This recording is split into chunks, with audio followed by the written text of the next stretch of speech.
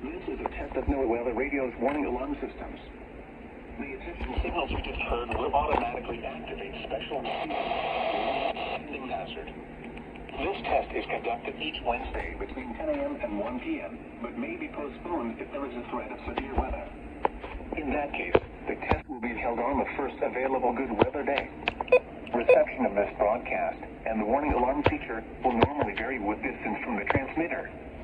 This may occur even if you are using a good quality receiver. We now return to regular programming.